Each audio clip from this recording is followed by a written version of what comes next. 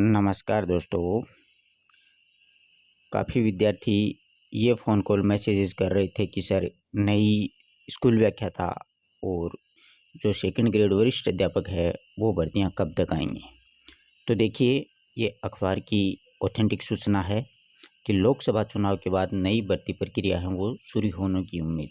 लेकिन चुनाव आयोग जो है उसने छूट भी दे रखी है कि अगर आप नई भर्ती निकाल सकते हो, भर्ती में की जो परीक्षा हो चुकी है उसके परिणाम निकाल सकते हो, और जो नियुक्ति है वो प्रक्रिया भी आप कर सकते हो। वो सरकार पे चुनाव आयोग के द्वारा डाल दिया गया है कि आप ये कर सकते हो।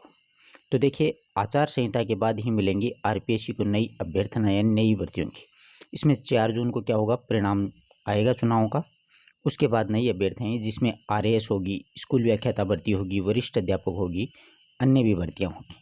आप देख सकते हैं, देखिए पूरी जानकारी मिलेगी आपको कि राजस्थान लोक सेवा आयोग को लोकसभा चुनाव के बाद नई भर्ती मिलने की उम्मीद है।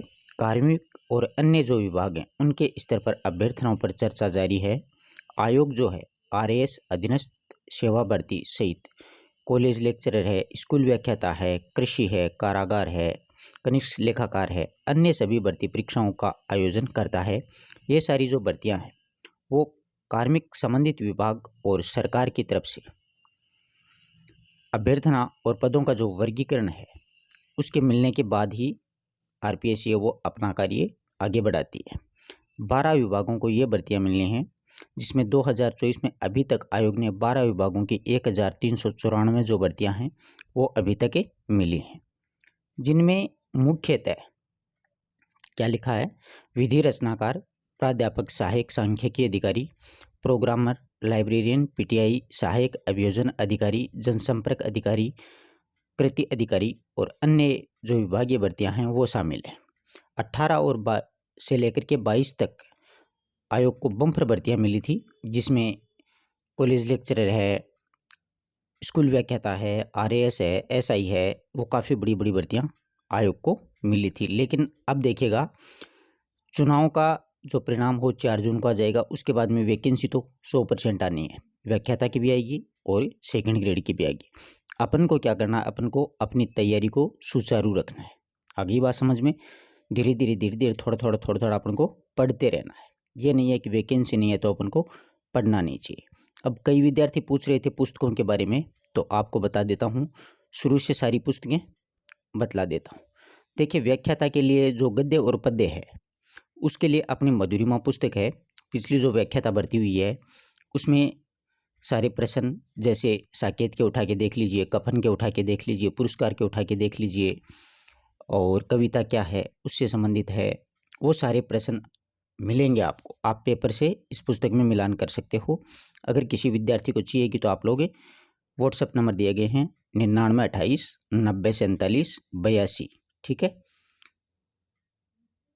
904782। इस पे आप लोग व्हाट्सअप करके भी घर बैठे पुस्तक है वो मंगा सकते हो। गद्य और पद्य के लिए बहुत ही शानदार है। अगर किसी विद्यार्थी ने पढ़ी है तो आप लोग ज़रूर कमेंट करें। आगे बात समझ में कि पुस्तक आपको कैसी लगी। अब संवाद भारती नाम से, जैसे जो शासकीय है, अर्धशासकीय है, परिपत्र है, विज्ञप्ति है, विज्ञापन है, उससे संबंधित कहानी कैसे लिखी जाती है, नाटक कैसे लिखा जाता है, रिपोर्टाज कैसे लिखा जाता है, उनसे संबंधित सारा कॉन्सेप्ट है आपको इस पुस्तक में पूरा कंटेंट मिल जाएगा। पूरा कॉन्सेप्ट आपका क्लियर हो जाएगा। एक बार ये पुस्तक आप जरूर अध्ययन करें। अभिव्यक्ति और माध्यम चलती है ना कक्षा 11 और 12 में संयुक्त, उससे महत्वपूर्ण नोट्स इसके बनाए गए हैं।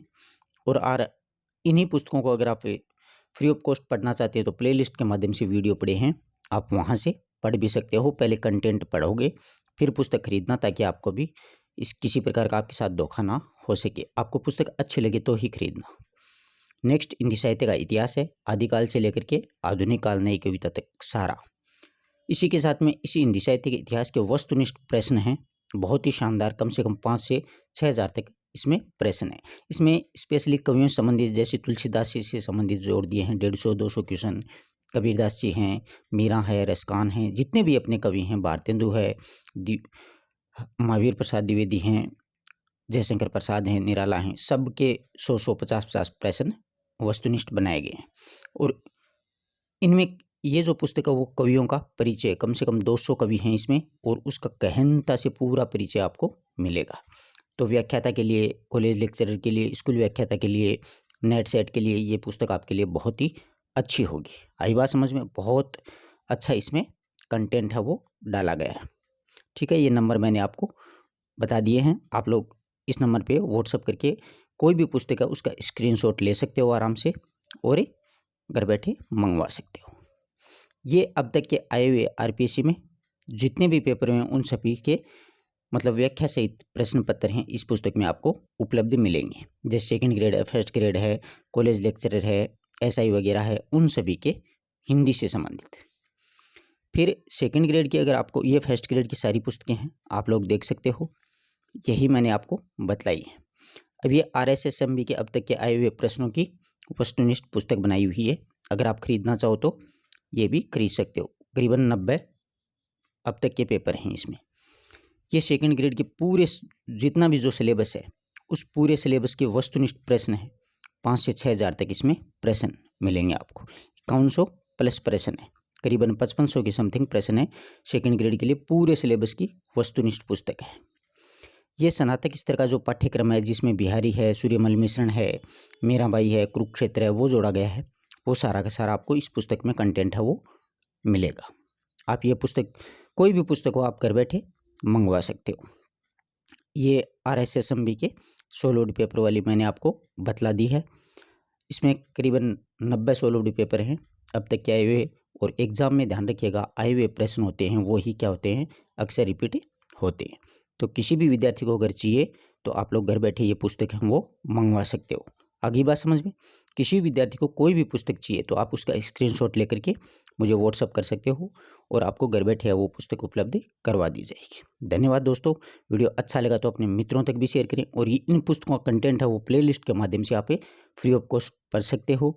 और अगर आपको पैसे ज़्यादा ही खर्च करने हैं तो किसी भी जो बड़ी कोचिंग संस्था हैं उसका आप एप्लीकेशन खरीद सकते हो, आपको अच्छा लगे तो वहाँ से भी आप पढ़ सकते हो, और फ्री में पढ़ना चाहते हो तो आप प्ले लिस्ट के माध्यम से पढ़ सकते हो।